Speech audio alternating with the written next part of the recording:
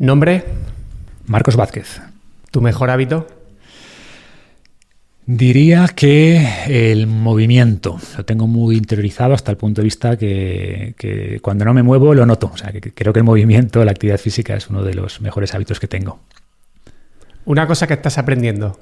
Siempre estoy aprendiendo muchas cosas, pero quizá en los últimos 2 años he hecho mucho esfuerzo por aprender sobre inteligencia artificial. ¿Algo que te molesta de manera especial?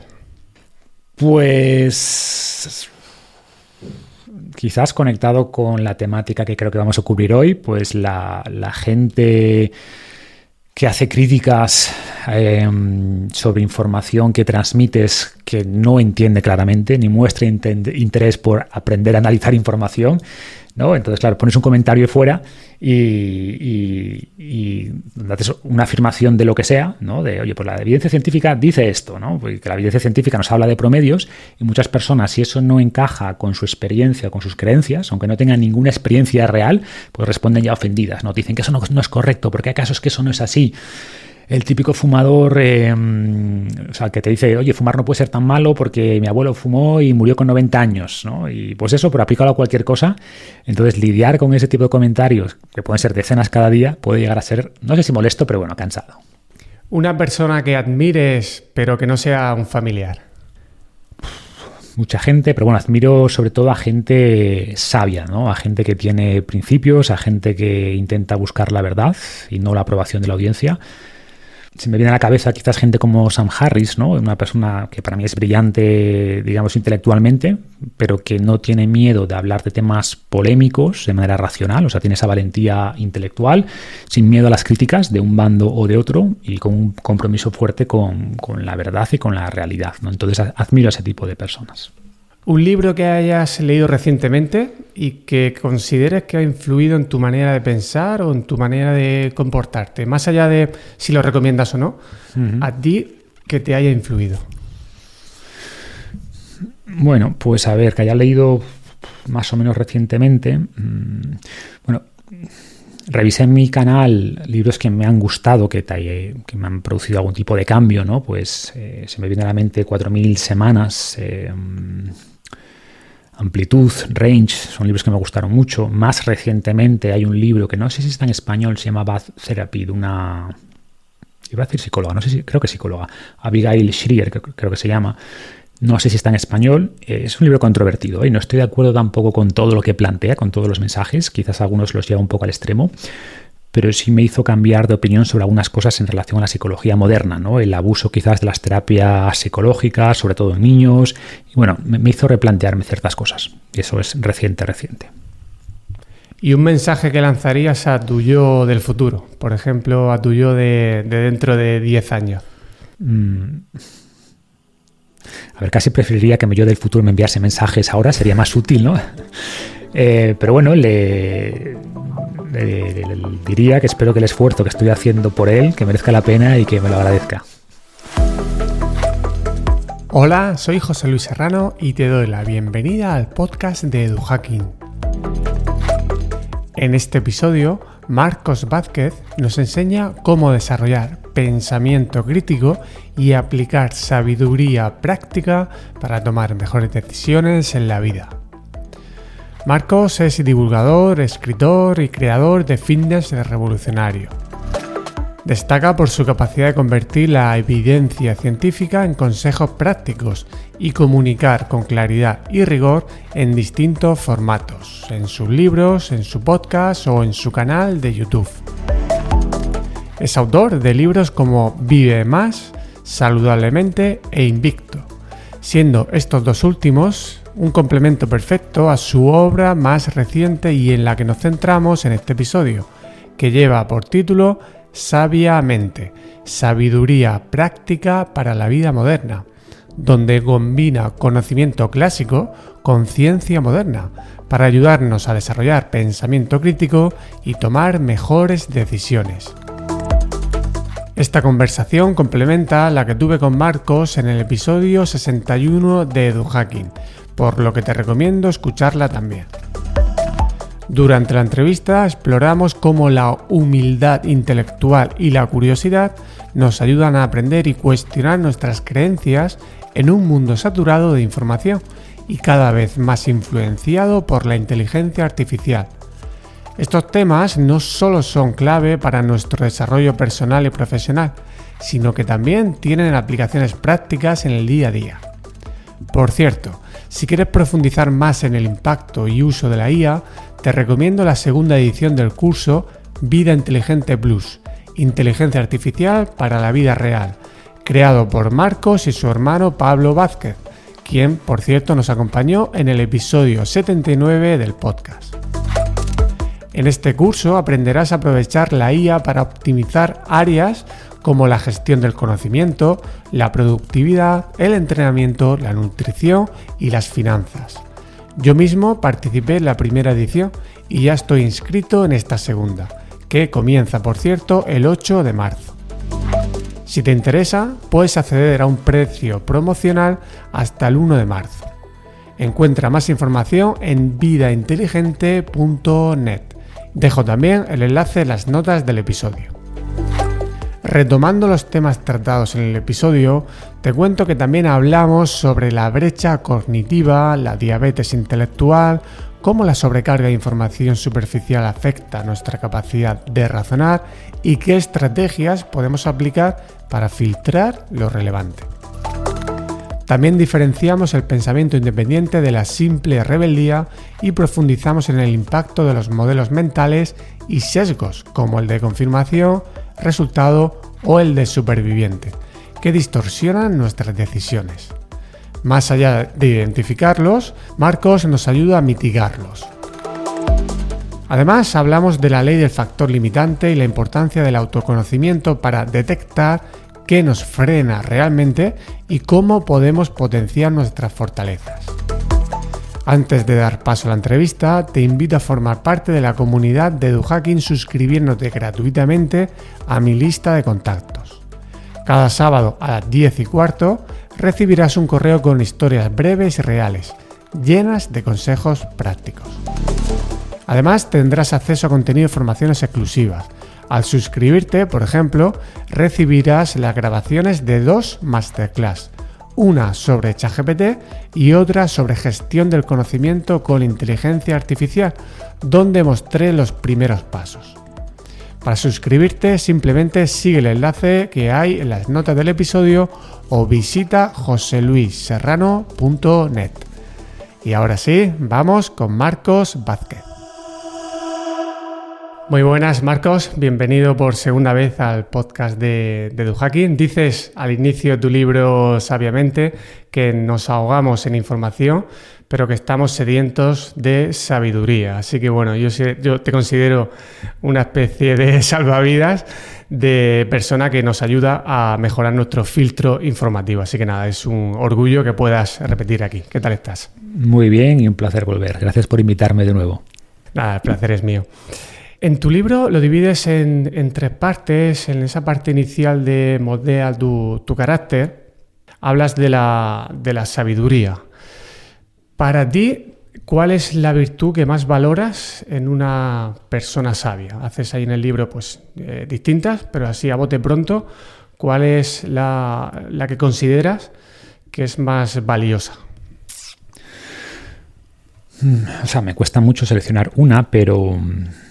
Y depende del contexto, ¿no? Pero a nivel general, así sin matizar nada, y quizás también una de las que más menos común sería la humildad intelectual, ¿no? O sea, la capacidad y por eso la pongo la primera, ¿no? La capacidad de reconocer lo que no sabes, de cuestionar tus creencias constantemente, porque sin eso es muy difícil adquirir más sabiduría, ¿no? Es la metáfora esta de la taza de té llena, en la que se derrama el té que sigues echando porque no hay más sitio. Pero de nuevo depende del contexto. Si voy a ir a la guerra con alguien, pues valoraré seguramente más su valentía, su fiabilidad. Si alguien cuida a un familiar, valoraré mucho más la empatía, ¿no? Creo que cada una tiene su momento y al final pues se trata de equilibrar estas virtudes, pero bueno, si tuviera que quedarme con una, creo que esa humildad intelectual es muy importante. ¿Cuál es la que más escasea? Pues quizás esta, ¿no?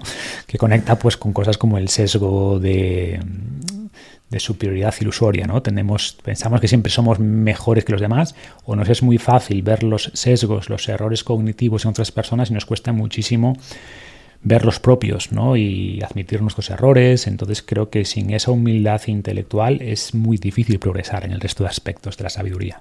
De hecho, dice que la información pues, es más libre que nunca y que predices, en cierta manera, se va a recompensar a los curiosos y se va a penalizar a los indiferentes. Es decir, que en esta nueva era cada vez más habrá una brecha cognitiva. ¿Puedes desarrollar un poquito más esta... te iba a decir hipótesis, pero yo también creo que es una realidad. Sí, o sea, yo creo que hasta hace relativamente poco, pues ya no hablo de siglos, ¿no? Unas décadas, pues acceder al conocimiento era muy difícil, o sea, no estaba al alcance de todos. Y como bien dices, hoy puedes acceder a prácticamente todo lo que quieras. O sea, tenemos acceso a casi toda la información posible de cualquier temática que te interese y sin embargo la gente se tira horas ahí haciendo scroll en TikTok, jugando a videojuegos y luego critica muchas veces a un sistema que no le permite prosperar, ¿no? Y a ver, estoy caricaturizando un poquito todo esto. No es que no puedas estar un rato en Instagram o jugar un videojuego de vez en cuando, pero cuando este tipo de actividades son una parte importante de tu día, no puedes quejarte después si no tienes una vida satisfactoria. O sea, no estás haciendo tu parte, ¿no? Y de nuevo que es evidente que mucha gente tiene limitaciones por su entorno social, por su capacidad, pero sea el que sea tu entorno, sean las que sean tus capacidades, lo que es seguro es que puedes aprender, que puedes mejorar. Y esto no es un si quieres puedes, o sea, hay muchas cosas que no dependen de ti, por supuesto. Y hay gente que parte de una situación mucho peor que otra, es evidente, pero al final si quieres progresar, si quieres mejorar, pues creo que el aprendizaje, el ser curioso por las cosas es la mejor receta que tenemos, ¿no? O sea, adquirir nuevo conocimiento, nuevas habilidades. Quien se esfuerce por hacer eso va a tener una ventaja enorme, más que nunca. O sea, siempre ha sido así, pero ahora, como decías, ¿no? Creo que la brecha se va a agrandar entre los que sean curiosos y los que no, quienes persigan estas nuevas habilidades o conocimiento y quien no, ¿no? Si nos remontamos a un campesino del siglo XV, pues bueno, sí, quizás un campesino curioso pues podría probar semillas distintas y ver si daba mejor rendimiento y quizás le iría un poquito mejor, pero el margen de mejora era pequeño, ¿vale? No tenía acceso a información que realmente le pudiera ayudar y hoy eso no es así. O sea, tenemos acceso a lo que queramos, la información es más abundante que nunca y por tanto el factor limitante es esa curiosidad, son las ganas de aprender y de mejorar. Entonces sí creo que va a marcar la diferencia entre los que prosperen y los que no. Y el que tengamos esa facilidad para acceder tampoco significa que sea cómodo aprender. ¿Por qué dices que aprender resulta incómodo?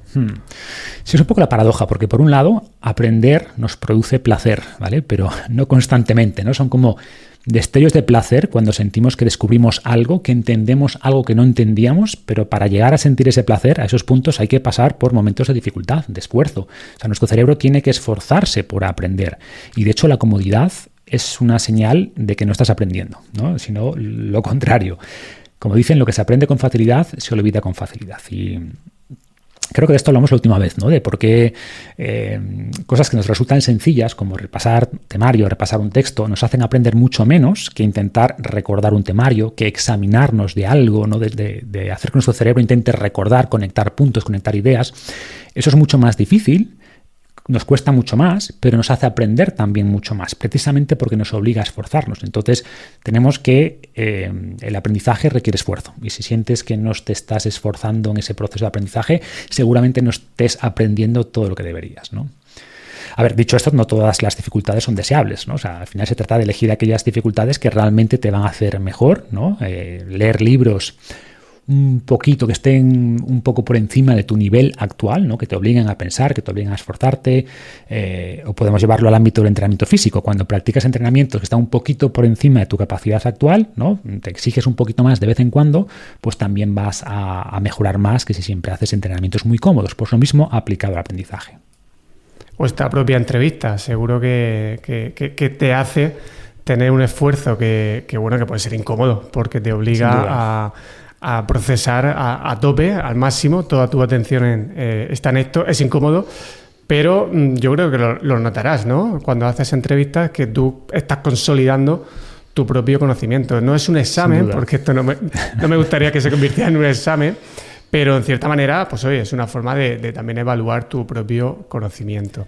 100%. Hablando de conocimiento, hay muchas metáforas en el libro. Yo ya, como te dije en la primera entrevista, soy fan de tus metáforas y sí que he seleccionado algunas, ¿eh? No me quedo con las ganas de que lo puedas contar, ¿no?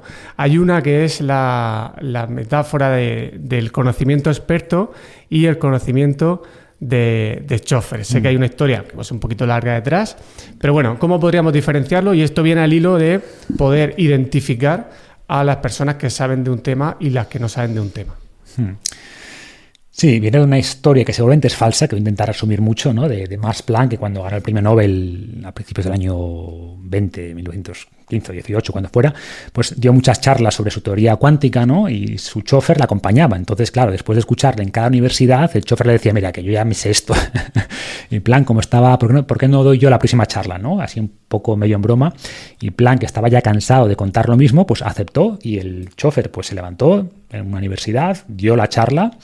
Todo el mundo le aplaudió, pero al final pues alguien le hizo una pregunta difícil, ¿no? Y el chofer respondió, bueno, esa pregunta es tan sencilla que la va a responder aquí mi chofer, señalando a Planck, ¿no? Que estaba ahí entre el público.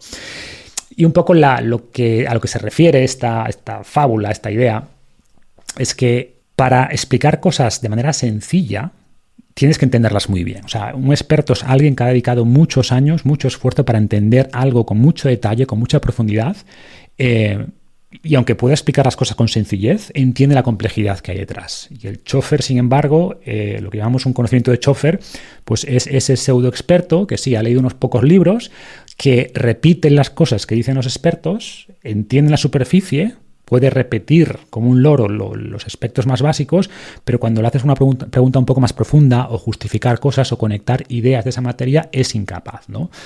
Entonces, aplicado al mundo moderno, que esta es una duda típica, ¿no? Pues oye, ¿cómo diferenciar a los charlatanes de la gente que realmente sabe de salud o de cualquier cosa? Y no hay una regla única, pero en general, si alguien hace afirmaciones muy categóricas o propone soluciones sencillas para temas complejos o cree que hay recetas universales para todo el mundo de manera general, sin matices, bueno, pues seguramente estás escuchando a un chofer, ¿no? Sin embargo, cuando escuchas a alguien hablar de depende, que te dice, pues en estos casos esto, en estos casos otro, que está más abierto a escuchar ideas, que puede profundizar, pero manteniendo un lenguaje sencillo en las temáticas que le pidas, pues seguramente esa persona tenga un conocimiento más de experto real, ¿no? Iría por ahí, aunque como digo, no hay recetas universales, no hay una forma infalible de identificar uno del otro y a veces los choferes pueden dar el pego. Yo creo que aquí lo difícil, las personas que están más metidas en divulgación y tal, es encontrar ese punto de equilibrio que yo creo que tú encuentras entre decir las explicaciones de las cosas, los dependes, pero luego no quedarte ahí y también dar esas especies de recomendaciones prácticas para que la gente también pueda pasar a la acción, ¿no? Entonces, creo que es lo difícil, ¿verdad? Claro, el problema también es verdad que mucha gente no le gustan los depende, ¿no? Que yo digo mucho depende porque generalmente, en la mayor parte de las veces, sobre todo cuando haces divulgación general, es muy difícil que una afirmación sea verdad en el 100% de los casos, ¿no? O cuando dice alguien, pues esto es bueno o malo. Bueno, pues depende del contexto, de la cantidad, del momento, depende de muchas cosas, ¿no? Pero la gente pues también quiere una respuesta sencilla, quiere blancos y negros, cuando en realidad la biología suele ser una gran escala de grises, ¿no? Y las personas, yo siempre digo esto, que los blancos y los negros ayudan a vender, la escala de grises ayuda a aprender. Entonces, en realidad, el experto suele moverse más en una escala de grises que en blancos y negros, que en binario cierto, falso, verdad, mentira, ¿no? Muy buena. Otra, una enfermedad, entre comillas, metabólica a nivel cognitivo, es esta diabetes intelectual. ¿En qué consiste? Bueno, es otra analogía que uso, ¿no? De que todo el mundo entiende lo que es la diabetes metabólica, que se origina principalmente por muchas cosas, pero una de las importantes es el aumento de la comida procesada, de la comida ultraprocesada, ¿no? Que comemos en exceso.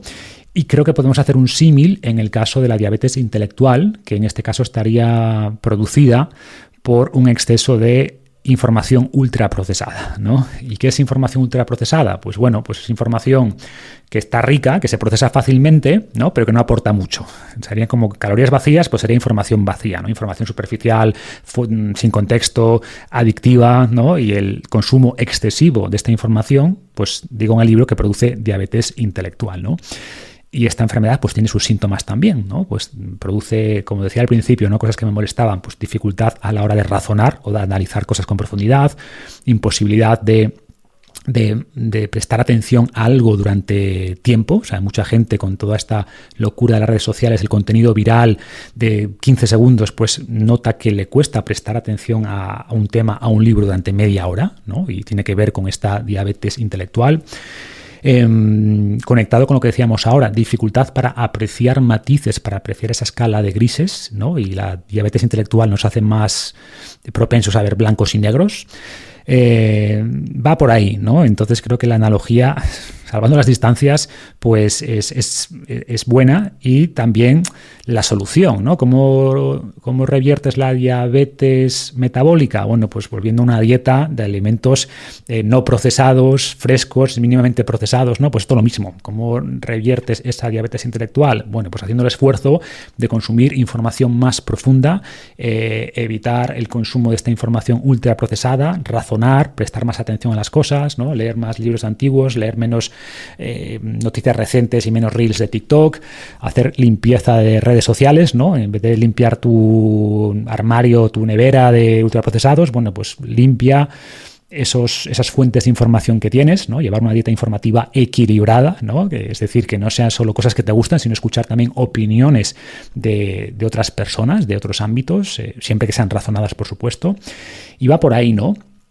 Y de nuevo, igual que no pasa nada por comer de vez en cuando un ultraprocesado, si tu dieta en general es buena, pues no pasa nada que un día estés ahí perdiendo el tiempo en TikTok o en Instagram, no pasa nada.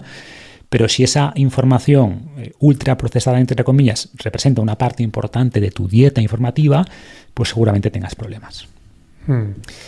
Te quiero preguntar por el pensamiento independiente versus el ser rebelde. Si estaba recordando un comentario que te dejaron, para mí un comentario desafortunado que te dejaron en iVoox, en la última entrevista que hiciste a José Luis Cabello, Carrasco. Creo que era. Carrasco, sobre temas de psicología de la personalidad y tal.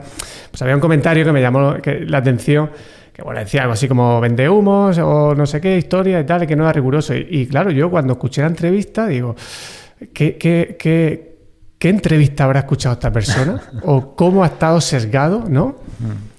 O qué le ha hecho, ¿no? O si quiere ser un poco crítico. Creo que hay una confusión entre las personas que quieren ser críticas y rebeldes y las personas que tienen un pensamiento independiente. ¿Cómo podemos diferenciar estas dos cosas? ¿Dónde está la línea entre ser un rebelde y tener un pensamiento de tipo independiente? Claro, o sea, al final ser un rebelde es fácil, ¿no? Ir contra el sistema es fácil, y todos tenemos, sobre todo los adolescentes, tienen un poco esta vena rebelde, ¿no? Que es normal y es lógica y tiene cosas buenas. Al final, para cambiar un sistema tienes que ser capaz de criticarlo e ir contra él. Y eso está muy bien, y gracias a esos rebeldes pues se han hecho cambios sociales muy necesarios, ¿no? ¿Cuál es el problema? Que muchas veces la gente quiere destruir un sistema simplemente porque es incapaz de prosperar en él. Entonces no es un tema de que piense que el sistema es injusto, simplemente es injusto conmigo, porque no encaja con mis deseos, capacidades, lo que sea, ¿no? Y muchas veces pues no hay nada como propuesta de cambio. Simplemente es destruyamos lo que hay y luego ya veremos lo que ponemos encima, ¿no? Sobre las ruinas de lo que hemos destruido. Y esas revoluciones rara vez suelen funcionar, ¿no? Y ojo, eso que mi nombre, o sea, el nombre de mi proyecto es Fin Revolucionario, ¿no? Es un poquito paradójico. Pero yo soy más de los cambios graduales que de las revoluciones, ¿no? El nombre en mi caso venía un poco porque, bueno, venía de evolucionario, ¿no? Siempre me gustaba el concepto. Fitness es un concepto que, aunque hoy se asocia a estar en forma, al entrenamiento, fitness es un concepto que viene de la biología. Se refiere a la capacidad de un organismo de adaptarse al medio, ¿no? Y revolucionario porque eran planteamientos nuevos y sobre todo por ese concepto de evolucionario, ¿no? Me basaba mucho en la evolución. Pero honestamente no creo tanto en las revoluciones y soy más partidario de cambios graduales. Dicho esto, ¿hay casos donde realmente tienes que hacer cambios radicales? Por supuesto, ¿no? Pero en general tienes que tener una alternativa mejor que la que hay. Y mucha gente, no, simplemente muchos rebeldes lo que quieren es destruir lo que hay porque no se sienten a gusto, porque no se ven capaces de prosperar en este sistema, pero no tienen un planteamiento mejor, ¿no? Entonces se trata de tener ese pensamiento independiente para no dejarse llevar por las masas, caer en ese pensamiento de rebaño. Bueno, pues si todo el mundo va por aquí, yo también. Oye, cuestiónate si por ahí es el camino que tienes que ir. Y eso es súper válido, súper importante, pero sin caer un poco en esa rebeldía vacía de simplemente destruir lo que hay porque no es lo que yo quiero, ¿no? Y no tengo ninguna propuesta real, sólida, con la que reemplazar lo que quiero destruir. Iría por ahí un poco la diferencia. Sí, yo creo que también es el querer captar la atención de forma rápida. Y algo de eso bueno, hay, sin duda. Sin dedicar mucho esfuerzo. Es como una vía que puede ser más a corto plazo más rápida, pero que no tiene mucho recorrido. Hablando del tema de evolución, de la evolución, que es un pilar de todas tus ideas, tu proyecto en general, dices en el libro que nuestro cerebro sigue valorando más la aprobación de los demás que la verdad. ¿Qué impacto tiene la evolución en nuestra forma de pensamiento y esto cómo conecta con los sesgos? Pues mucho, o sea, al final, que esto hay gente que le cuesta verlo, ¿no? Hay gente que ve evidente que nuestros ojos o nuestras manos evolucionaron por un proceso de selección natural, pero les cuesta mucho más aplicar eso mismo a la psicología. Que piensan que como somos seres racionales, pues que al final podemos pensar cualquier cosa y que podemos escapar de un poco de las garras, por así decirlo, de la biología, pero no es verdad. O sea, la biología condiciona muchísimo. Evidentemente, no se trata de reducir nuestro pensamiento, nuestra psicología a la biología. Hay mucho más, hay cultura, pero de nuevo, esa cultura también está limitada por la biología. No podemos expresar cualquier tipo de cultura, ¿no? Entonces, conectado con esto, pues al final, aquellos pensamientos, emociones, cualquier cosa que emane de nuestra mente que supuso una ventaja evolutiva, que nos ayudaba a sobrevivir más o a procrear más, pues fue seleccionado a lo largo de millones de años, si consideramos a nuestros ancestros lejanos, y eso está en nuestro cerebro, ¿no? Y esto, por ejemplo, conecta con los sesgos en el sentido de que nosotros evolucionamos en un entorno peligroso donde no teníamos mucho tiempo para tomar decisiones. Las amenazas eran inmediatas y si escuchabas un ruido en una maleza, pues no podías pararte a reflexionar. Bueno, este ruido en este momento puede que sea tal, seguramente no, pues si había un león te había comido, ¿no? Por tanto, aprendimos a responder muy rápido, a usar lo que Kahneman llama el sistema 1, un sistema que es muy rápido, muy eficiente, pero que comete errores, ¿no? Y por tanto, los sesgos, esto que llamamos sesgos, son fallos de razonamiento que cometemos los humanos de manera sistemática. Es decir, no todos los fallos de razonamiento son sesgos, por supuesto, pero nuestro cerebro evolucionó para tomar decisiones con poca información, tomar decisiones rápido y ahorrar tiempo, ojo, y ahorrar coste cognitivo, porque pensar requiere esfuerzo y por tanto muchas veces razonamos en base a emociones y no en base a un debate intelectual, ¿vale? Porque no había tiempo para comparar argumentos, ¿no? Y por tanto los sesgos dicen mucho sobre la estructura de nuestra mente, ¿no? Estos sesgos nos ayudan a entender un poco nuestro pasado, el tipo de amenazas o el tipo de decisiones que teníamos que tomar hace miles de años. ¿Cuál es el problema? Que nuestro cerebro sigue siendo un avaro cognitivo, sigue queriendo gastar poco tiempo y pocos recursos. Sin embargo, ahora vivimos en un mundo mucho más complejo cognitivamente y quizás esos heurísticos, esos sesgos funcionaban bastante bien en el mundo en el que evolucionamos, pero seguir razonando, seguir tomando decisiones de esa manera, ¿no? Evitando pensar o evitando activar este sistema 2, que es este sistema más evolucionado, pues hace que tomemos muy malas decisiones en un mundo donde el mundo que es mucho más complejo cognitivamente, informativamente, y donde además, por suerte, tenemos el tiempo para pensar. Ahora no nos enfrentamos a leones hambrientos, sino a tsunamis de información, y es importante que tomemos un poco ese tiempo, ¿no? Entender que tenemos estos sesgos y después a darnos el tiempo para razonar y tomar, por tanto, así mejores decisiones y no caer en estos fallos de razonamiento. Y entender que no se pueden eliminar. Los llevamos de serie, podemos reducir, ¿verdad? Podemos mitigar. O sea, es verdad que Esto es como saber que los dulces con exceso de azúcar es malo, vale, pero a ti te sigue gustando el azúcar. Pues esto es lo mismo, ¿no? Tú sabes que esos sesgos están ahí, pero tu cerebro te sigue empujando a pensar a través de estos sesgos.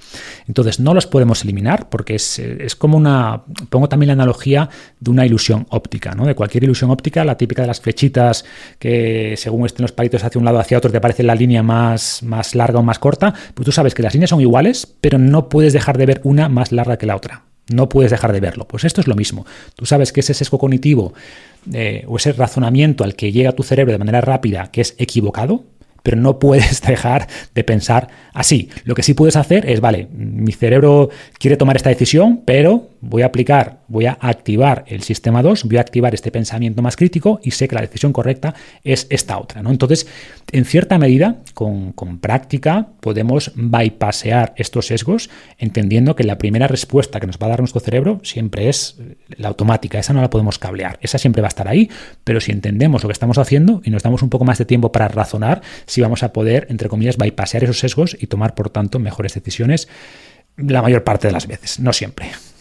Sí, por lo menos ganar tiempo y a lo mejor en ese espacio de tiempo que consigues demorar la toma de decisión, tu autocontrol coge un poquito de respiro y bueno, puedes frenar esa decisión. Exacto. Dentro de los sesgos, ¿cuál es tu favorito? ¿O uno que te guste? ¿Tienes alguno?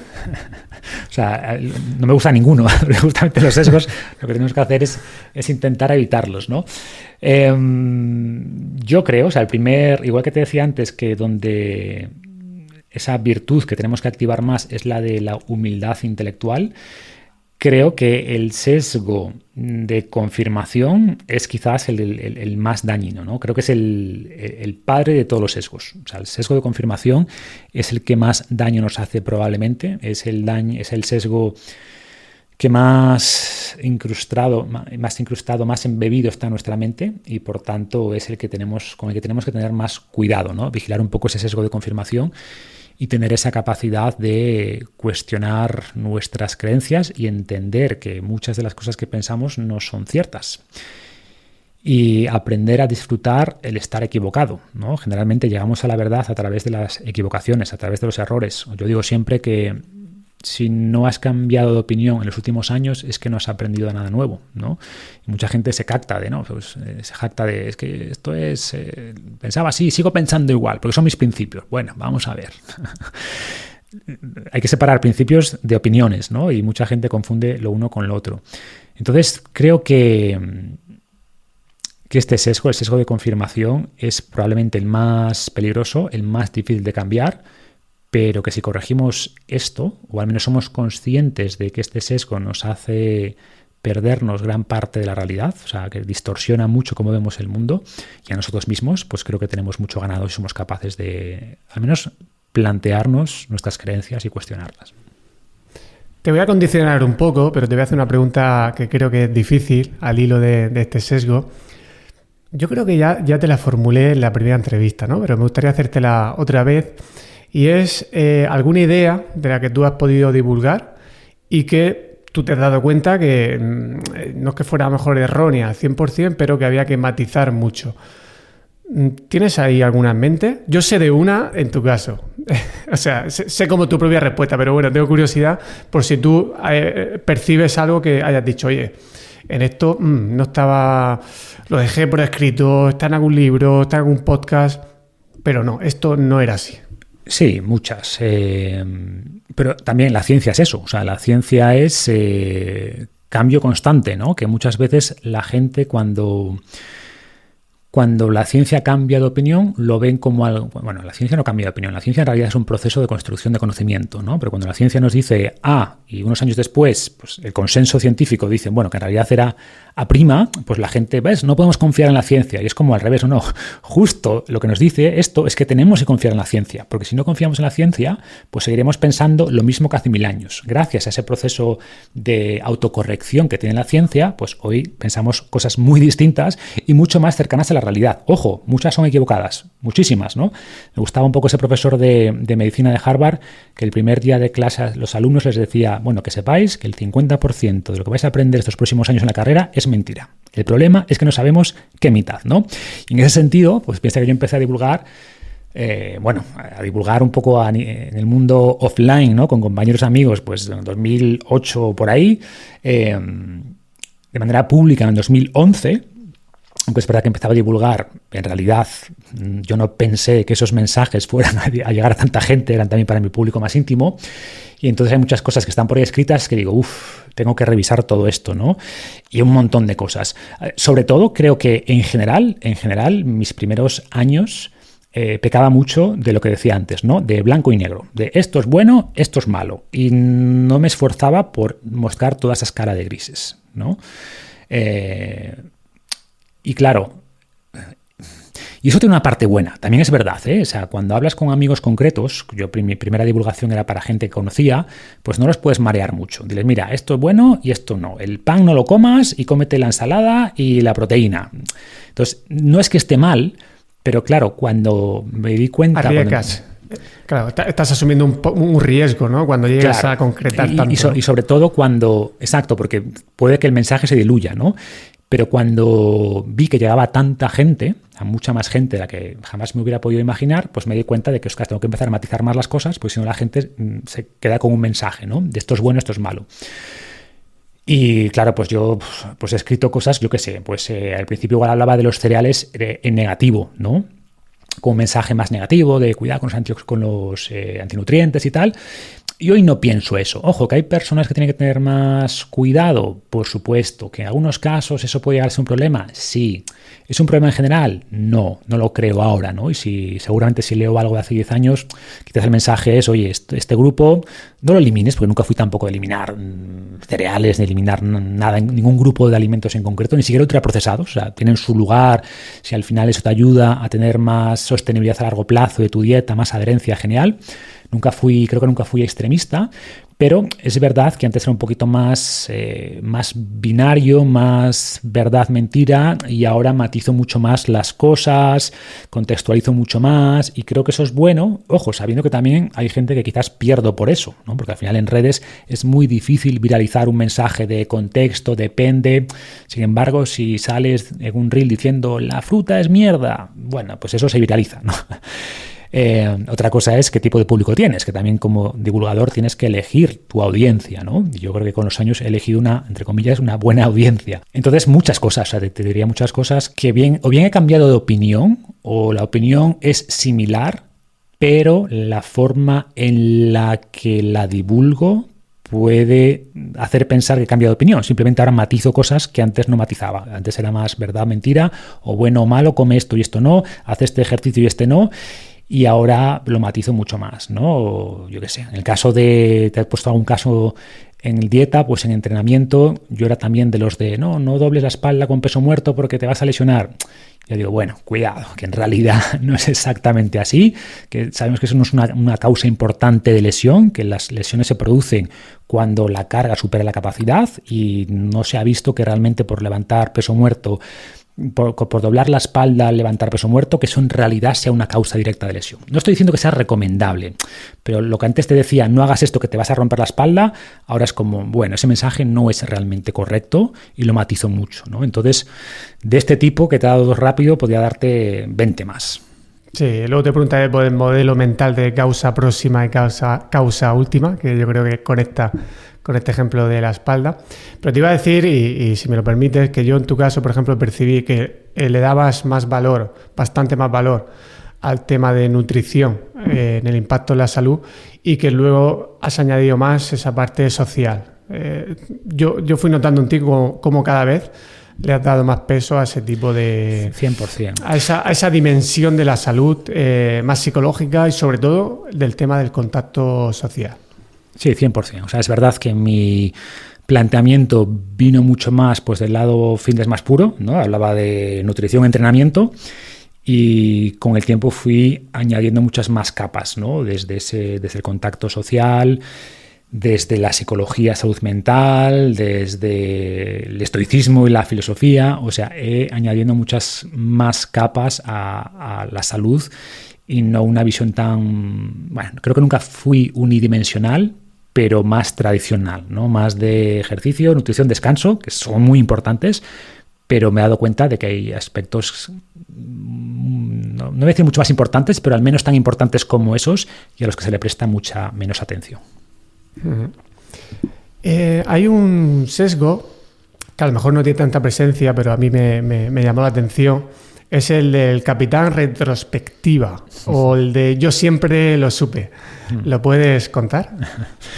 Bueno, esto es un personaje de South Park, ¿no? Que es que meto aquí muchas cosas, ¿no? Desde Max Planck a personajes de South Park, que es este que llega después de las catástrofes y nos alerta de todo lo que se debería haber hecho, ¿no? Me acuerdo de la escena que me hizo mucha gracia, hay un incendio y hay un grupo de personas atrapadas en los edificios, en los pisos altos del edificio, y llega el capitán retrospectiva y viene a decir, bueno, ¿veis aquella, no me acuerdo, escalera de esta zona del tal? Pues ahí debería haberse puesto una escalera de incendios. ¿Veis aquel edificio? Pues no debería estar allí porque allí tendría que aparcar el coche de bomberos.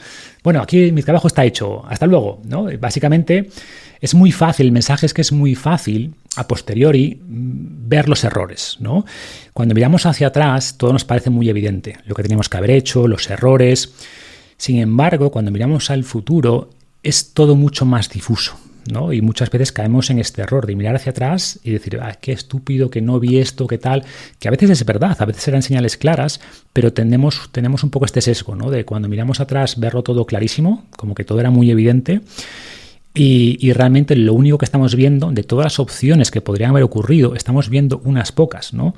Siempre que ocurre una desgracia, pues sale las personas que habían advertido de eso, ¿no? Pues yo ya dije que aquí en esta curva hay que poner, yo ya dije que tal. Sí, el problema, y es fácil culpar a los responsables de la gestión, ojo, que a veces la tienen, por supuesto, pero hay que entender que miles de personas están alertando de cosas constantemente, ¿no? Y solo cuando ocurre una desgracia, miramos hacia atrás y vemos, es que aquí se habían producido estas advertencias, ¿no? Entonces, ese es un poco el problema de este sesgo de retrospectiva, que es, mirando atrás es muy fácil sacar conclusiones de lo que tendríamos que haber hecho, y siempre digo que después de las desgracias salen en las noticias un montón de capitanes retrospectiva, ¿no? De que todo lo veían clarísimo, todo era evidente, pero nadie realmente alertó. Y esto lo vemos también, es muy difícil predecir el futuro, ¿no? Siempre... Y no aprendemos, en el sentido de que cada año, ¿no? Cada diciembre o enero, bueno, pues este año las bolsas harán esto y la economía hará esto y tal. Nunca acertamos. Nadie predijo, yo qué sé, unos meses antes de la guerra de Ucrania, nadie predijo, pues, Rusia va a invadir Ucrania, ¿no? Las grandes catástrofes en general son muy difíciles de predecir porque dependen de muchísimos factores, pero caemos un poco en este error de al mirar hacia atrás decir, sí era evidente por ABC. Y va un poco por ahí este sesgo. Y el que probablemente acertases también, a lo mejor el azar jugó a su favor, que siempre está ahí. Eso ocurre, ¿no? Por supuesto. O sea, al final hay tantas personas haciendo tantas predicciones del futuro, ¿no? Que al final algunas van a acertar, por supuesto. Y también es verdad que cuanto más vagas sean esas predicciones, más probabilidades tienes de acertar, ¿no? Es como lo de Nostradamus, ¿no? Pues va a ocurrir un gran sol. Sí, bueno, cosas así muy etéreas van a ocurrir, ¿no? Entonces, bueno, el mensaje es eso. Nadie puede predecir el futuro y, curiosamente, expertos que ganan mucho dinero prediciendo el futuro, pues tienen un track record bastante malo. O sea, en general, los expertos... hay pocos expertos de cara a predecir el futuro y muchas veces esas predicciones en realidad son más azar que capacidad real de adivinanza del futuro. Te quiero preguntar por un par de sesgos que yo creo que están entrelazados entre sí. Uno de ellos es el sesgo de resultado, ¿no? Uh-huh. ¿Por qué sucede y qué podríamos hacer para mitigar el efecto del sesgo de resultado? Bueno, se refiere básicamente a que tendemos a juzgar la calidad de una decisión por el resultado y no por el que llevó a esa decisión, ¿no? ¿Y por qué ocurre esto? Porque es mucho más fácil evaluar la calidad del resultado que evaluar la calidad de la decisión, ¿no?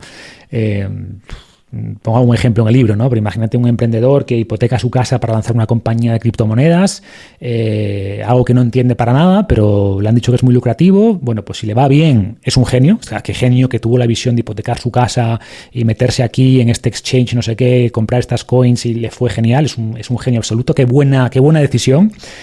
Y sin embargo, si le va mal y pierde la casa y su familia se queda en la calle, es un imbécil, cuando la decisión fue la misma. O sea, la decisión que tomó fue la misma. Simplemente si el resultado es bueno, es un genio. Si el resultado es malo, es un imbécil, ¿no? Cuando el resultado no depende de él. Él simplemente depende de las decisiones que tomó, ¿no? Y esto ocurre mucho en la vida, ¿no? Juzgamos las decisiones por el resultado y esto no debería ser así. Una buena decisión puede tener un mal resultado y al revés, una mala decisión puede tener un buen resultado. El problema es que de evaluar la decisión es mucho más complejo, ¿no? Pero para mí un poco la forma de intentar tomar mejores decisiones, ¿vale?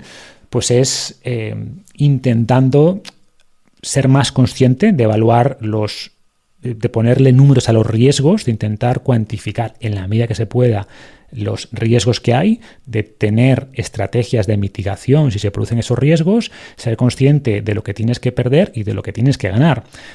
Y con todo eso, pues con las coberturas del caso, pues tomar decisiones donde haya un upside importante, donde hay una probabilidad de ganancia importante y estás acotando al máximo los resultados negativos si la decisión, o sea, si el resultado no va a tu favor, ¿no? En resumen, tener un marco decisional que intente amplificar el beneficio si la decisión, o sea, si el resultado es bueno, y mitigar el daño si el resultado es malo. Y si haces todo esto, bueno, pues al menos la decisión ha sido correcta, la has tomado en un entorno correcto y ya no depende de ti que el resultado sea bueno o sea malo, pero al menos la decisión en sí ha sido correcta, ¿no? Y se habla mucho también del valor esperado, la esperanza matemática de una decisión, que no siempre es fácil de calcular, pero tiene que ver con el beneficio que obtienes por la probabilidad de que ocurra eso, ¿no?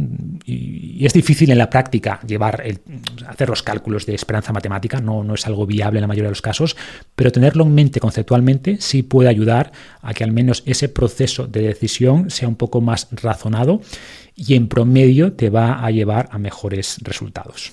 El uso de un árbol de decisión e incluso llevar un registro de decisiones que has ido tomando, un diario, también te puede ayudar, ¿no? A tener algo de información, aunque el contexto habrá cambiado. Correcto. No es lo mismo una decisión que tomaste en un contexto anterior de hace 2 años, cuando no tenías hijos o yo qué sé, o no estabas trabajando, que ahora que tu contexto ha cambiado. Pero tener esa información de cómo resolviste un problema en el pasado, pues también creo que es interesante. Ahora, lo difícil aquí es tener esa disciplina, ¿no? De llevar ese registro, ese diario, claro, y de sacarle ese partido. No vas a hacerlo con todas las decisiones triviales, porque tomamos muchas decisiones de poca importancia, ¿no?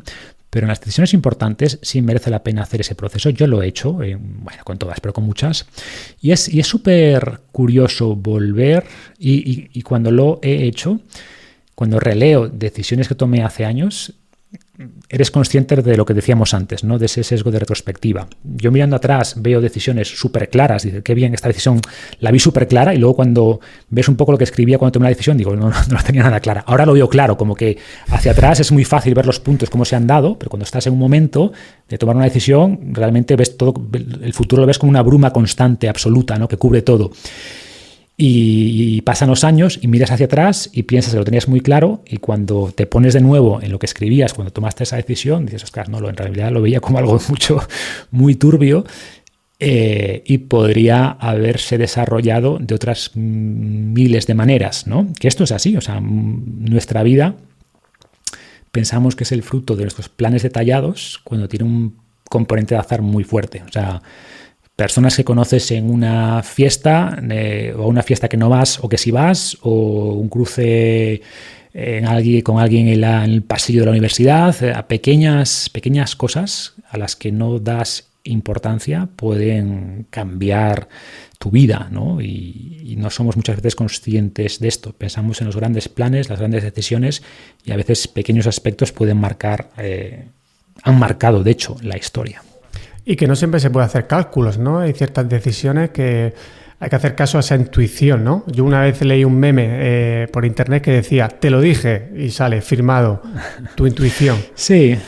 Entonces, claro, esta intuición también hay que decir que se basa en tu conocimiento. Claro. Es decir, es como una especie de mecanismo rápido que también hay que escucharla. Yo creo de vez en cuando... La intuición es un tema súper interesante. Se ha escrito mucho sobre la intuición, ¿no? La intuición hay que escucharla a veces. Hay que escucharla a veces. ¿A qué me refiero? Que la intuición ha demostrado, y hay ejemplos, ¿no? Por ejemplo, en bomberos, que estaba en un incendio y de repente el jefe de bomberos tiene la intuición de que esto se va a desmoronar y dice, no, salgamos todos fuera porque esto, y efectivamente se cae el techo, ¿no? Porque cuando la intuición suele ser buena consejera en personas en campos de expertise bastante estrechos, donde haces lo mismo muchas veces, donde has experimentado eso muchas veces, con pequeñas variaciones, pero en ese sentido, es verdad que lo que llamamos intuición suele ser una sabiduría inconsciente que está ahí en tu cerebro, que reconoce patrones y dice, escapa de aquí, pues escápate, porque seguramente tu intuición, si has vivido eso muchas veces, tu intuición sea buena. ¿Qué ocurre? Que eso mismo que llamamos intuición suele ser una mala consejera cuando hablamos de experiencias nuevas en las que no tenemos experiencia real, pues ahí se ha visto que la intuición, cuidado, que la intuición suele ser uno de estos sesgos que nos emite ese sistema 1 más rápido y que realmente no nos va a guiar por el buen camino, ¿no? Entonces, escucha esa intuición, por supuesto, creo que hay que escucharla, nunca ignorarla, pero no la sigas ciegamente. Tienes que plantearte, vale, esta intuición, ¿qué me está diciendo? ¿En qué contexto estoy sintiendo esto? ¿No? ¿Es un contexto donde realmente tengo experiencia, donde realmente he vivido cosas similares? Bueno, pues seguramente esa intuición sea parte de esa sabiduría inconsciente que está ahí en tu cerebro, pero si es una intuición sobre algo que no sabes nada, que estás experimentando por primera vez, cuidado, que es muy posible que esa intuición sea uno de estos sesgos y que realmente debas fiarte más de un razonamiento un poquito más profundo y consciente. De ahí la importancia de conocer tu círculo de competencia, como hablas en el libro. Exacto. Y el último sesgo que te quiero preguntar es el sesgo del superviviente. Pues el sesgo del superviviente se refiere a que tendemos a tomar decisiones en base a los datos que vemos, ¿no? Cuando a veces los datos más importantes son los que no vemos. Esto viene, la analogía o el ejemplo que uso en el libro es de un análisis que hacían los ingleses cuando venían los aviones, ¿no? Que iban a bombardear objetivos alemanes y veían, bueno, hicieron un mapa de un avión donde había los más impactos de bala y decidieron, oye, pues vamos a poner más refuerzo, más blindaje en aquellos sitios donde vemos más impactos de bala, porque es donde es más probable, parece que es más probable que los aviones sean impactados en estas zonas, ¿no? Hasta que un matemático, Abraham Wall, les dijo, no, tenéis que hacer justo lo contrario, tenéis que poner más blindaje en las zonas donde no veis esos impactos de bala, porque esos aviones no han vuelto, esos aviones no los habéis estudiado. Entonces lo que quiere decir es que si impactan aquí, en estas zonas donde no están estos impactos de bala en vuestros estudios, quiere decir que esos aviones no han llegado, ¿no? Y esto ocurre muchas veces, por ejemplo, pues se estudia más a las personas con éxito, ¿no?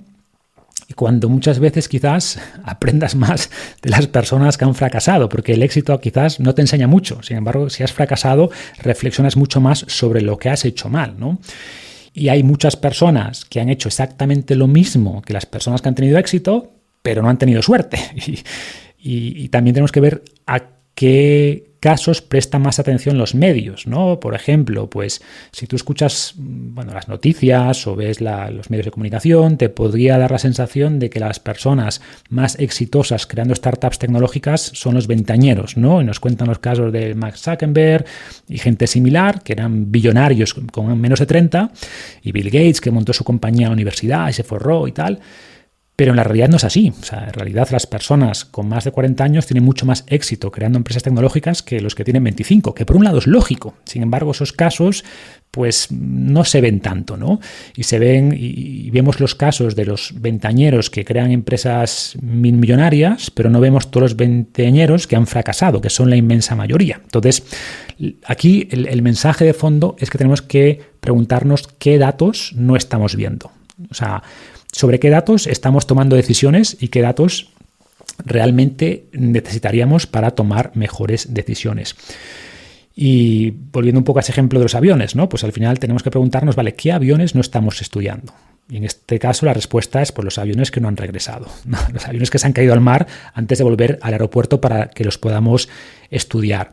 Y esto mismo pues lo podemos aplicar a otros muchos ámbitos de la vida. Preguntarnos qué datos no estamos viendo y si estamos simplemente estudiando los supervivientes y no estamos analizando los casos fallidos, ¿no? Que en muchos casos quizás han hecho exactamente lo mismo y vemos muchos libros que se escriben a esto, ¿no? Estudian a 10 personas, o hace poco hablaba de las zonas azules, que está conectado con esto, ¿no? Las zonas azules, coges unas zonas donde hay muchos centenarios e intentas sacar conclusiones, pero ojo, que hay zonas que hacen exactamente lo mismo, llevan esos mismos hábitos de vida y no viven 100 años, y al revés, hay zonas donde viven 100 años y no siguen esos hábitos de vida, ¿no? Pero bueno, vamos en este caso es literalmente a estudiar los supervivientes y pensar que a partir de ahí podemos extraer conclusiones, cuando en gran medida lo que se ha visto es que lo que condiciona esas largas vidas son los genes, ¿no?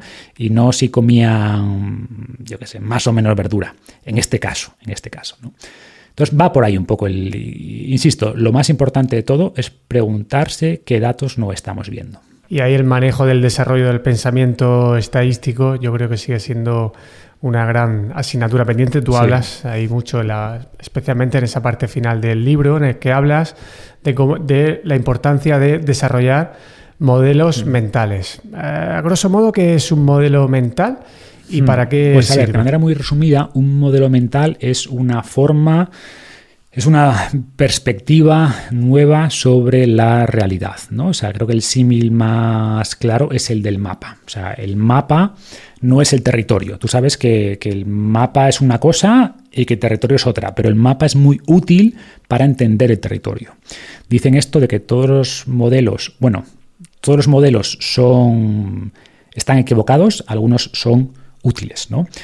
¿A qué se refiere esto? Y también hago la analogía en el libro, ¿no? De un libro de Borges, pues hablaba de unos cartógrafos que eran tan exquisitos, ¿no? Y querían un mapa tan perfecto que al final hicieron un mapa de escala 1 a 1, ¿no? El mapa era igual que el territorio. Decían, sí, es un mapa perfecto, pero es un mapa inútil, no le sirve para nada, ¿no? Entonces, evidentemente, hay que entender que los modelos no representan fielmente la realidad, pero nos permiten orientarnos. Igual que entendemos que un mapa en papel pues no representa el territorio, pero nos ayuda a orientarnos. Pues los modelos mentales son eso, son simplificaciones de la realidad, y dado que la realidad es tan compleja, pues no hay ningún mapa que capture toda la realidad, pero cada mapa mental que desarrolles, que te ayude a entender o a simplificar alguna parte de esa realidad o a darte una perspectiva nueva sobre esa realidad, te ayudará en definitiva a entender mejor el mundo y a tomar mejores decisiones en ese mundo. Incluso ser más rápido, ¿no? Y no tener que destinar tanto tiempo y recursos al proceso de toma de decisiones, que también desgasta, ¿no? Hay uno de ellos que lo hemos tocado antes, se quedó ahí colgando, el de causas próximas y causas últimas. Es muy, muy interesante. ¿A qué se refiere? Bueno, pues las causas, es muy útil, ¿no? O sea, al final hay una sección en esta parte final del libro. Tuve muchas dudas, bueno, más que dudas. El mensaje es que es una parte que puede ser matemáticamente desafiante, porque al final estamos hablando de probabilidades, de causalidad, que es un tema que la estadística es duro y es árido. Entonces tenía claro que no quería ni una sola fórmula en el libro. Digo, bueno, voy a intentar, ¿cómo explico esto? Para que al menos te lleves conceptos importantes que puedas aplicar en el día a día, pero que no veas ni una sola fórmula en el libro, porque creo que si hay fórmulas la gente se pierde, ¿vale? Entonces, insisto, el tema de entender las causas, las consecuencias y correlación, causalidad es súper importante, es muy importante y la gente se pierde muchísimo con esto. Pero quería que fuera sencillo de entender, ¿vale? Decía Laplace que al final la estadística no deja de ser sentido común puesto en reglas. Pues esto es lo mismo, pero he intentado quedarme con la parte del sentido común y no tanto las reglas o las fórmulas, ¿no? Pero en este caso de causas próximas y causas últimas, para que la gente lo entienda, imaginemos el caso de la obesidad, ¿no? Un problema importante, pues si queremos entender las causas próximas, es decir, qué es lo que causa de manera inmediata la obesidad, pues es que básicamente comemos más de lo que gastamos. Y este es el mensaje que nos taladran constantemente. La obesidad se produce porque se ingiere más energía de la que se gasta. Y es verdad, esto es así. Y no es inútil, ¿eh? O sea, no es inútil porque sabes que si intentas gastar un poco más, que si intentas ingerir un poquito menos, bueno, pues que puedes mover la balanza, pero sabemos que las causas últimas, la realidad, lo importante, aguas arriba, no es eso. O sea, que comas más de lo que gastas es una consecuencia ¿de qué? Pues de que vivimos en un entorno con exceso de comida, un entorno que no nos anima a movernos, que atenta contra la calidad de nuestro sueño, que hay además compuestos tóxicos, ¿no? que hacen que acumulemos más grasa, que pueden ser disruptores endocrinos. Hay un montón de factores y esas son las causas últimas, ¿no? Que tienen muchas veces que ver, incluso podemos ir más atrás, con la evolución, que al final vivimos en un entorno, si tenemos que hablar de la causa última final, volvemos a esa evolución. O sea, vivimos en un entorno que atenta contra nuestra biología, ¿no? Los humanos evolucionamos en un entorno donde la comida era escasa y el movimiento era necesario. Y por tanto nuestro cerebro evolucionó para comer todo lo que podía. Si veía algo comible se lo comía, y si podía no moverse, no se movía, porque cualquier animal, incluidos nosotros, que en un entorno salvaje, peligroso, con poca energía, gastase calorías porque sí, dijera, pues hoy voy a hacer una maratón, voy a correr 2 horas. Bueno, ese se moría. Hacer un gasto energético, gastar energía no era una decisión inteligente, ¿no? Entonces, la causa última de la obesidad, del sobrepeso, tiene que ver con esto, con que vivimos en un entorno, en esta famosa discordancia evolutiva, que hace que nuestro cerebro, pues al final se vuelva un poco loco, ¿no? Y esto podemos aplicarlo a muchos otros factores, y es importante entender estas causas últimas, porque si nos quedamos al nivel de las causas próximas, pues no vamos a tomar decisiones correctas, ¿no? O vamos a tomar decisiones que son difícilmente sostenibles, ¿no? Que sí, pueden mover un poco la aguja a corto plazo, pero si no atacamos, si no vamos aguas arriba, ¿qué está ocurriendo? ¿No? Es como si estás tu barco se está hundiendo y dices, vale, no, la causa de que se hunda es que entra más agua de la que sale. Bueno, solución, vamos a sacar agua con el cubo. Bueno, pues sí, estás con el cubo y está bien, eso es útil, pero si piensas un poco más allá, vale, pero ¿por qué ocurre esto? Coño, porque hay un agujero ahí, vale, pues vamos a tapar el agujero. Y si tapamos el agujero, pues resolvemos el problema, porque has dado con la causa última. Que había un agujero así, era la causa última de la inundación, ¿no? La causa próxima es que entra más agua de la que sale. Vale, y eso está bien, puedes usar un cubo para sacar agua, pero si entiendes la causa última y la atacas, pues al final las causas próximas desaparecen, ¿no? Y esto, pues de nuevo, aplica en muchos ámbitos de nuestra vida, de nuestra salud física, mental, y es un poco intentar ir más allá de las causas próximas, ¿no? Al final las causas raíces, las causas últimas, son las que realmente van a resolver los problemas.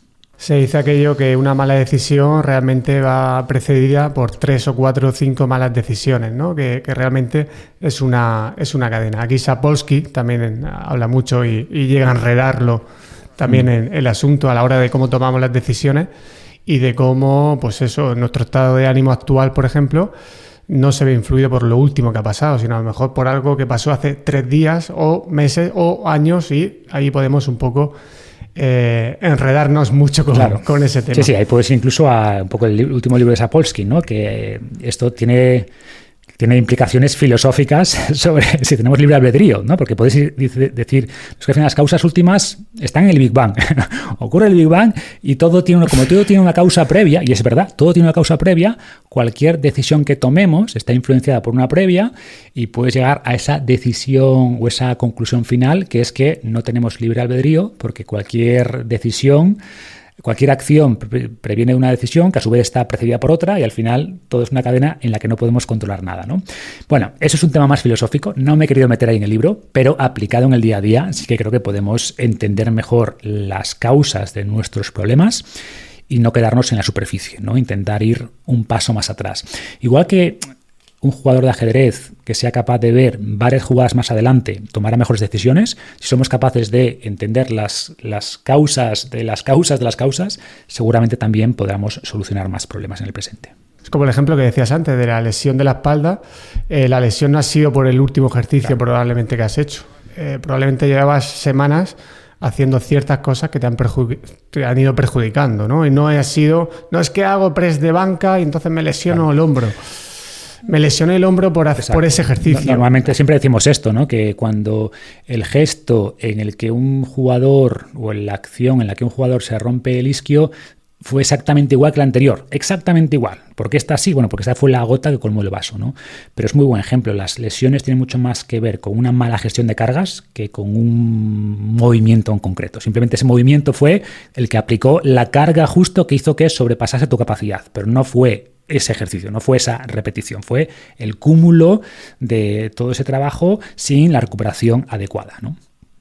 Y el otro modelo mental sobre el que te quiero preguntar, bueno, de causalidad y correlación, ese me encanta, pero es denso, ¿no? Y bueno, ese lo vamos a dejar para los lectores, y sí que creo que es importante para cualquier persona, pero especialmente para personas que consuman investigación o gente que interprete investigación y haga divulgación, porque creo que eso es fundamental, ver cuándo esas variables, cuándo hay relación causal. Y creo que esto es algo esencial y lo explicas de maravilla. Uh-huh. Pero te quiero preguntar por uno más cortito de explicar, que es el de la ley del factor limitante. De cómo, bueno, a veces la diferencia entre centrarnos en nuestras fortalezas o descuidar los factores que sean limitantes. ¿Qué nos enseña este modelo mental? Sí, es súper interesante. A ver, este modelo viene de la agricultura, ¿no? De von Liebig, si no recuerdo mal. Bueno, él descubrió que había un factor generalmente que limitaba el crecimiento de las plantas, ¿no? Que si en la tierra faltaba nitrógeno, por decir algo, por mucho calcio y otros minerales que tú añadieses, pues esa planta no iba a crecer más. Sin embargo, al añadir el factor limitante, esa planta crecía, ¿no? Y un poco el mensaje es aplicar esto a muchos ámbitos de nuestra vida. Yo en el libro uso el ejemplo también de nuestra salud, porque mucha gente me pregunta, bueno, ¿qué es más importante para la salud? ¿La alimentación, la dieta, el descanso? Yo, bueno, pues tu factor limitante, ¿vale? O sea, si tienes una buena dieta y duermes bien, pero casi no te mueves, pues tu factor limitante es la actividad física. Aunque intentes mejorar la dieta, que comas orgánico, que comas, yo qué sé, todo de cercanía, intentes optimizar más, tu salud ya estás en el límite, ¿no? O dormir un poquito más, o mejorar, yo qué sé, reducir al máximo luz artificial, pero tú ya está, ese factor lo tienes bien, no por hacerlo un poco más alto vas a mejorar. Sin embargo, si no te mueves, con que añadas 2 horas de actividad física al día, tu salud va a mejorar mucho, ¿no? Y al revés, hay gente que lleva, bueno, yo qué sé, pues lleva una dieta razonable, entrena para hacer Ironman, no sé qué, y por tanto se levanta a las 5 de la mañana todos los días. Bueno, pues no añadas más ejercicio, no intentes mejorar todavía más la salud, la alimentación, perdón, entrena 1 hora menos y duerme 1 hora más. Eso va a mejorar mucho más tu salud que intentar llevar todavía más al extremo, no intentar entrenar más, moverte más. Tu factor limitante, como digo, es el descanso. Entonces, es aplicar esto a todos los ámbitos, ¿no? O de nuevo a nuestra vida más personal, en el sentido de que, por un lado, en el libro explico que es muy importante que trabajemos nuestras fortalezas, en potenciar nuestras fortalezas, pero es verdad que si tenemos alguna debilidad importante que nos limita, pues tenemos que trabajar eso, tenemos que mejorar esa debilidad, porque quizás esa debilidad nos está impidiendo que nuestras fortalezas se expresen, ¿no? Entonces hacer un poco este trabajo de autoconocimiento, de decir cuál es mi factor limitante, ya no solo en términos de salud, sino qué factor limitante me está lastrando a nivel laboral, de felicidad. O sea, hay un aspecto de mi personalidad, de lo que sea, que realmente no me permite brillar, no me permite llevar una vida satisfactoria. Es probable que sí. Entonces va por ahí, entender un poco eso, hacer ese análisis e intentar identificar ese factor que impide, en este caso, no el crecimiento de la planta, sino nuestro crecimiento personal. Y lanzándote la penúltima pregunta, al hilo de la última parte que has comentado, le damos la vuelta al libro y vamos al autoconocimiento que comentabas. Y ahí haces otra metáfora que me encanta, que es la metáfora del molde de galleta, ¿no? Entonces, bueno, ¿cómo esta autorreflexión nos ayuda a conocer esas fortalezas, debilidades, pero que también necesitamos, más allá de reflexionar, necesitamos acción, ¿no? En el mundo actual, ¿no? En el contexto real. ¿Cómo este autoconocimiento lo podemos hacer que sea útil y no quedarnos ahí un poco en mirarnos hacia adentro y ya Sí, está? es un poco también algo en lo que he hecho más énfasis en los últimos años, ¿no? A mí me gusta mucho la autoexploración, el autoconocimiento, pero creo que quizás nos hemos pasado un poco de rosca, y también ese libro que te decía antes de Bad Therapy habla un poco de esto, ¿no? De que estar todo el día explorando nuestras emociones y cómo me siento y en qué soy bueno y qué es lo que quiero y cómo me veo, está bien. O sea, hay una parte de autoconocimiento, autorreflexión que es importante, pero tenemos que equilibrar eso con la acción, con hacer cosas ahí fuera. Demasiada autorreflexión es negativa, ¿vale? Al final entras en un bucle de rumiación que tampoco es buena. Entonces, un poco ese símil o esa metáfora que hago con el molde de galleta es que al final, si somos un molde de galleta, es una analogía un poco chorras, pero me gusta, ¿no? Que es, a mí me encantó. O sea, a veces tienes que apretarte contra la masa, que es la vida, ¿no? Para conocer la forma que tienes. O sea, al final nos conocemos a nosotros mismos a través de los demás, ¿no? Entonces, tú solo ahí meditando en una cueva o en tu habitación, ¿qué es lo que quiero? Bueno, sal ahí fuera. Y al hacer cosas, te conocerás a ti mismo mejor, verás cuál es tu forma, ¿no? Oye, algo que igual pensabas que te iba a gustar, pues te pones a hacerlo y no te gusta. Te pones a estudiar esto y no te gusta. Empiezas a hablar con ese tipo de personas y no te gustan. Y te encuentras mejor con alguien con quien no pensabas que ibas a conectar. O lo mismo con una temática, lo mismo con cualquier cosa. Y por eso ese equilibrio de sí, oye, reflexionar sobre lo que quieres, cuáles son tus objetivos, ese pensamiento independiente que decíamos antes, pero tiene que ser reflexión, acción. Y en ese baile, ¿no? Y en ese avance constante, ¿no? Pues vas a encontrar eso, cuál es tu forma, qué cosas encajan contigo. Ojo, también es verdad que ese molde, o sea, la analogía no es perfecta porque el molde es flexible, es un molde de silicona y no metálico, ¿vale? Ese molde se puede cambiar, por supuesto, pero tienes una forma. O sea, todos venimos a este mundo con ciertas inclinaciones naturales y en la medida de lo posible, pues tienes que encontrar las cosas que encajan con ese molde. Insisto, ¿que lo puedes cambiar? Sí. ¿Que puedes flexibilizar, hacerlo un poquito más grande por aquí, más apretado por aquí? Sí, pero si eres un molde redondo, pues no vas a ser cuadrado. Y si intentas ser cuadrado, te va a ir mal en la vida, te vas a frustrar. Bueno, tú eres un molde redondo, ya está, admítelo, ¿no? Puedes ensancharlo, sí, pero eres un molde redondo. Bueno, y eso solo lo descubres cuando te aprietas un poquito contra la masa de la vida y te ves reflejado. Ah, vale, pues ya veo qué forma tengo, ya veo qué cosas me gustan, con qué personas me siento bien, qué cosas quiero hacer, qué cosas me aburren, qué cosas me motivan. Bueno, va un poco por ahí esa analogía, ¿no? Sí, esto vuelvo a recordar la entrevista que le hiciste a José Luis sobre el tema de la personalidad de, oye, si tú eres muy introvertido, puedes hacer cosas para sacar partido a escenarios más extrovertidos, entre comillas. Exacto. Pero ya está, o sea, tampoco puedes forzar, por así decirlo, la maquinaria continuamente haciendo cosas que se distancian de lo que tú llevas grabado en el temperamento, más allá incluso de la personalidad. Muy bien, Marcos, y la última, en un minuto más o menos, ¿cuál sería el mensaje central que te gustaría lanzar a la audiencia de lo que hemos comentado o algo que te gustaría decir para cerrar? Bueno, como gran resumen, y lo que me motivó a escribir este libro, es que tenemos de nuevo una gran maquinaria cognitiva aquí arriba y que la tenemos muy infrautilizada. Y más aún con la ola que se nos viene, ¿no? Como te decía al principio, estoy esforzándome mucho por aprender inteligencia artificial porque creo que va a ser algo realmente transformador. Y la capacidad que tengamos de desarrollar todos estos modelos mentales, de ser más conscientes de nuestros sesgos cognitivos, va a ser todavía más importante ante esta avalancha, yo creo, de información, de cambios sociales que se vienen.